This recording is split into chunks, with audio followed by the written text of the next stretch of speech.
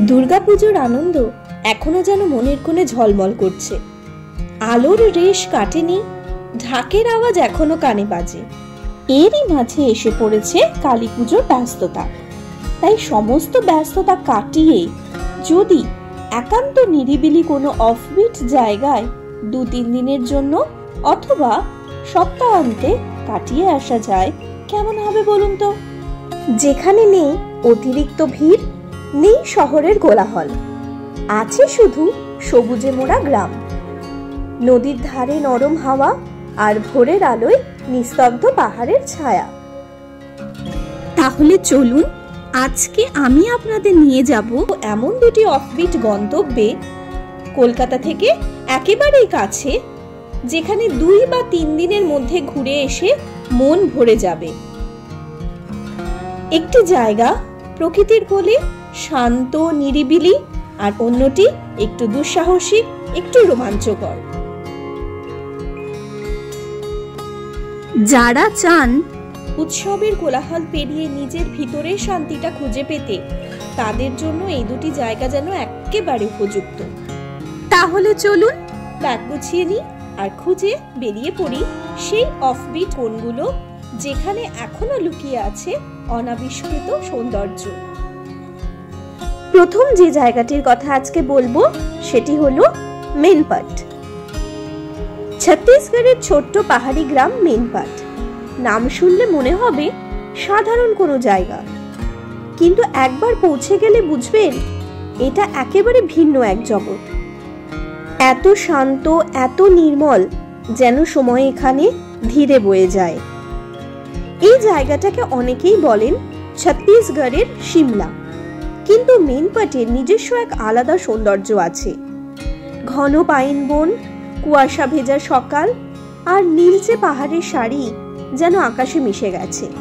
সকালবেলার প্রথম সূর্যের আলো যখন বনের পাতায় পড়ে ঝিলমিল করে আর পাখির ডাক ভেসে আসে হাওয়ায়, তখন মনে হয় জীবন সত্যিই সুন্দর, যদি একটু থেমে তা অনুভব করা যায়।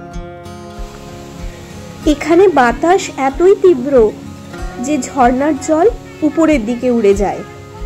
প্রকৃতির এই অদ্ভুত খেলা দেখতে দূর দূরান্ত থেকে মানুষ আসে, কিন্তু জায়গাটা এখনো পর্যটকের ভিড়ে ভরে ওঠেনি, তাই এর নিস্তব্ধতা এখনো অটুট রয়েছে। রাতে কুয়াশার ভিতর ছোট্ট কটেজের আলো জ্বলতে থাকে, মনে হয় যেন আকাশের তারা মাটিতে নেমে এসেছে। যারা সত্যিকারের অফবিট, নীরবতা আর প্রকৃতির সৌন্দর্য খুঁজছেন, তাদের জন্য মেনপাট এক অদ্বিতীয় অভিজ্ঞতা। ছত্তিশগড়ের সুরগুজা জেলার একটি পাহাড়ি এলাকা এবং ছোট্ট গ্রাম হলো এই মেনপাট। এটি বিন্ধ্য পর্বতমালার উপর প্রায় 3781 ফুট উচ্চতায় অবস্থিত। এবার বলি কিভাবে পৌঁছবেন। হাওড়া এবং শালিমার থেকে বেশ কিছু ট্রেন যাচ্ছে ঝারসুগুদা জংশনের উপর দিয়ে। তার মধ্যে কতগুলি উল্লেখযোগ্য হলো ইস্পাত express, Gitanjali express, Gyaneshwari express, Azad Hind express, Samaleswari express ইত্যাদি। তবে আমার কাছে জ্ঞানেশ্বরী এক্সপ্রেস এবং আজাদ হিন্দ এই ট্রেন দুটি বেশি ভালো অপশন, কারণ এই দুটি ট্রেন রাত্রিবেলা ছেড়ে ভোর ভোর নাগাদ ঝারসুগুদা জংশনে আপনাকে নামিয়ে দেবে। এবার বলি এখানে কি কি দর্শনীয় স্থান রয়েছে। এখানে tiger point, Mehta point, fish পয়েন্টের মতো বেশ কিছু সুন্দর ভিউ পয়েন্ট রয়েছে। এছাড়াও রয়েছে এখানকার বিখ্যাত উল্টা পানি, ঠিনঠিনি পাথর, রামগড় কেভ এবং বুদ্ধ মনেস্ট্রিগুলো। এখানে এক জায়গা থেকে অন্য জায়গায় যেতে বেশ খানিকটা সময় লাগে, সেই জন্য ট্যুরগুলো অনেকটা লেন্দি হয়। এখানে আসার সব থেকে ভালো সময় হচ্ছে অক্টোবর থেকে ফেব্রুয়ারি মাস পর্যন্ত। এই সময় আবহাওয়া ঠান্ডা এবং কুয়াশাচ্ছন্ন থাকে এবং দর্শনের জন্য উপযুক্ত সময় হয়। গ্রীষ্মেও আবহাওয়া আরামদায়ক থাকে, কিন্তু বর্ষায় রাস্তা কিছুটা পিচ্ছিল হতে পারে। এবার বলি এখানে আসতে চাইলে প্ল্যানটা কিভাবে সাজাতে পারেন। প্রথম দিন যদি রাতের ট্রেন ধরে ভোরবেলা ঝারসুগুদা স্টেশনে নামেন, তাহলে স্টেশন থেকে সোজা বেরিয়ে যাওয়ার ভুল করবেন না। 1 নম্বর প্ল্যাটফর্মের দিকে 600 থেকে 2000 টাকার রেটের মধ্যে অনেক হোটেল পেয়ে যাবেন।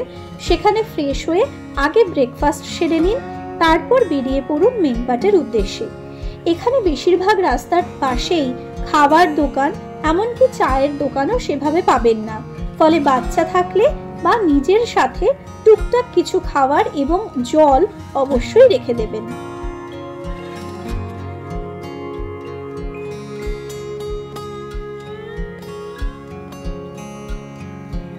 যাওয়ার পথে প্রথম দিন যে যে জায়গাগুলো দেখতে পাবেন সেগুলো হলো Kanhakund, IB river view point, Kotaperia waterfall and Shiv Mandir, Rajpuri waterfall.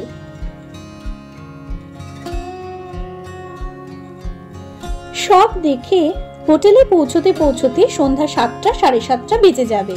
আর রাতটুকু রইল আপনার সারাদিনের স্মৃতিচারণের জন্য।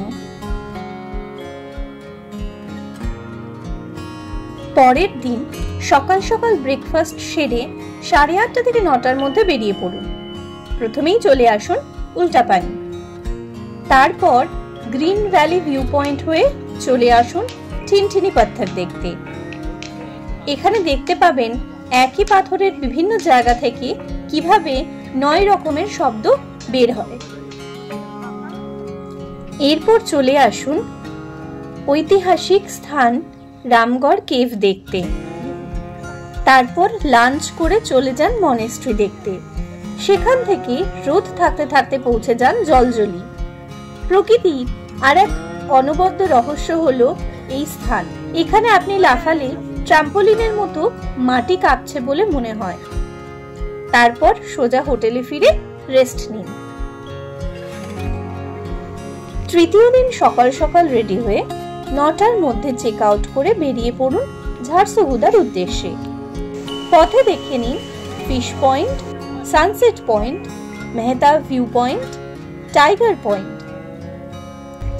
এবার বিকেল বিকেল স্টেশনে পৌঁছে রাতের ট্রেন ধরে ফিরে আসুন কলকাতা। আজকের ভিডিওতে আমাদের পরের জায়গাটি হলো উড়িষ্যার বালেশ্বর জেলার কোলে থাকা ছোট্ট স্বর্গ পঞ্চলিঙ্গেশ্বর।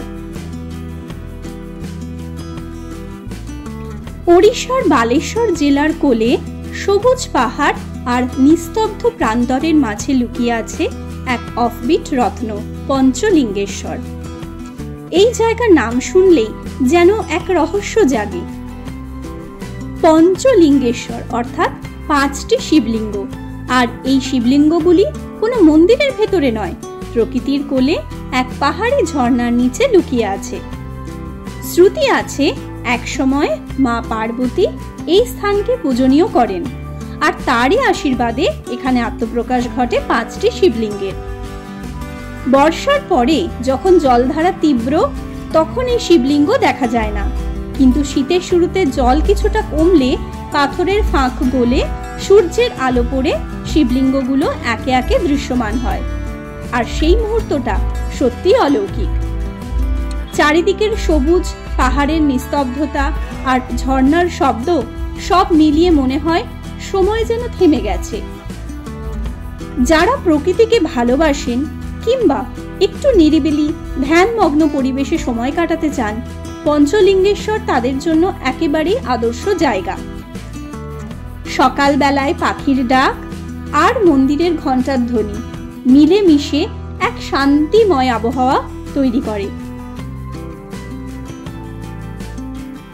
দুদিন এখানে কাটালে বোঝা যায় ভ্রমণ মানেই শুধু দেখা নয়, ভেতরের শান্তিটাকেও অনুভব করা। কলকাতা থেকে প্রায় 300 কিলোমিটার দূরে উড়িষ্যার বালেশ্বর জেলার কুলডা গ্রামের কাছে ঢেনকানাল পাহাড়ের ঢালে অবস্থিত এই পঞ্চলিঙ্গেশ্বর। এবারে বলি কিভাবে কলকাতা থেকে এখানে পৌঁছবেন। কলকাতা থেকে পঞ্চলিঙ্গেশ্বর যেতে হলে আপনাকে নামতে হবে বালাসোর স্টেশনে। এখান থেকে দূরত্ব প্রায় 30 কিলোমিটার মতো। সেখান থেকে বাস বা গাড়ি করে পৌঁছানো যায় পঞ্চলিঙ্গেশ্বর। কলকাতা থেকে বালেশ্বর যাওয়ার জন্য অনেকগুলি ট্রেন রয়েছে। এর মধ্যে Falaknuma, East Coast, Coromandel Express, Shri Jagannath, Yesvantpur superfast, এমনকি হাওড়া পুরী বন্দে ভারতও রয়েছে। এছাড়া সড়ক পথেও বালাসোর, বারিপদা বা চাঁদিপুর হয়ে সহজেই পৌঁছানো যায়। আশেপাশের জায়গাগুলির মধ্যে Khumkut dam, Jagannath temple, Khirchora Gopinath temple, Kuldiha elephant sanctuary রয়েছে। আর হাতে যদি আরো একটা দিন সময় থাকে তাহলে ভিতরকণিকা একদিনে ঘুরে আসতে পারেন, অথবা এখান থেকে সাতকোশিয়াগড় স্যাংচুয়ারিতে চলে যেতে পারেন। মন্দিরে যাওয়ার পথে অনেক হোটেল রয়েছে, রয়েছে ওটিডিসির পান্থনিবাসও। অক্টোবর থেকে ফেব্রুয়ারি পর্যন্ত এখানকার আবহাওয়া মনোরম এবং জলধারা পরিষ্কার থাকে, আর শিবলিঙ্গের দর্শনও সম্ভব হয়। তবে বর্ষায় জায়গাটা সবুজে ভরে ওঠে, কিন্তু জল অনেক বেশি থাকায় শিবলিঙ্গ দর্শন হয় না। পঞ্চলিঙ্গেশ্বর ঘোরার জন্য হাতে 3 থেকে 4 দিন থাকলে খুব ভালোভাবে ঘুরে নেওয়া যায়। সকালবেলা বালাসোর নেমে চলে আসুন হোটেলে। সেখানে একটু ফ্রেশ হয়ে নিয়ে লাঞ্চ সেরে গোধূলির রং গায়ে মেখে বেরিয়ে পড়ুন খুমকুট ড্যাম এবং বিশ্বেশ্বর পাহাড় দেখতে। পরের দিনটা রাখুন ভিতরকণিকার জন্য। তৃতীয় দিন সকাল সকাল পঞ্চলিঙ্গেশ্বর মন্দিরে গিয়ে পুজো দিয়ে আসুন এবং তারপরে ব্রেকফাস্ট করে বেরিয়ে পড়ুন দেবকুণ্ড ওয়াটারফলস দেখার জন্য।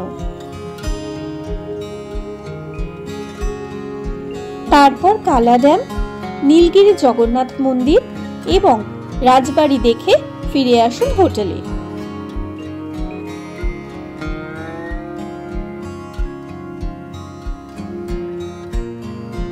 চতুর্থ দিন সকালবেলা ব্রেকফাস্ট সেরে চেক আউট করে বেরিয়ে পড়ুন ইমামি জগন্নাথ মন্দির এবং ক্ষীরচোরা গোপীনাথ মন্দির দর্শনের জন্য।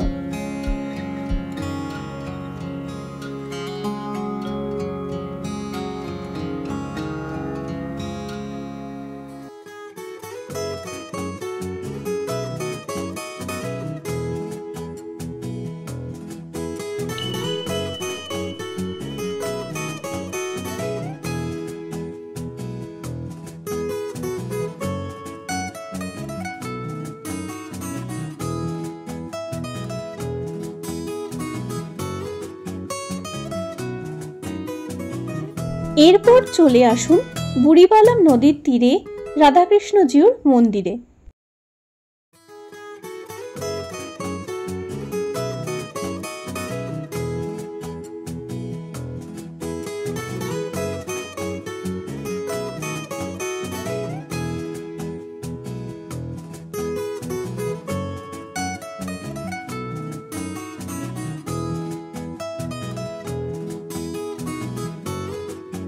তারপর চলে আসুন ভ্যানিশিং বিচ নামে খ্যাত চাঁদিপুরে। হাতে যদি সময় থাকে তাহলে এখানেও একটি দিন স্টে করে যেতে পারেন, আর তা না হলে চলে আসুন বালেশ্বর স্টেশনে ফেরার ট্রেন ধরার জন্য। দুটি জায়গার মধ্যে আপনাদের কোন জায়গাটি বেশি পছন্দ হলো কমেন্ট করে জানাতে কিন্তু ভুলবেন না। আর সামনের শীতে আপনারা কোন জায়গাটাকে আগে চুজ করছেন বেড়াতে যাওয়ার জন্য সেটাও কিন্তু কমেন্ট করে জানাবেন। দেখা হচ্ছে অন্য আরেকটি ভিডিওতে। ততক্ষণের জন্য সুস্থ থাকুন, ভ্রমণে থাকুন।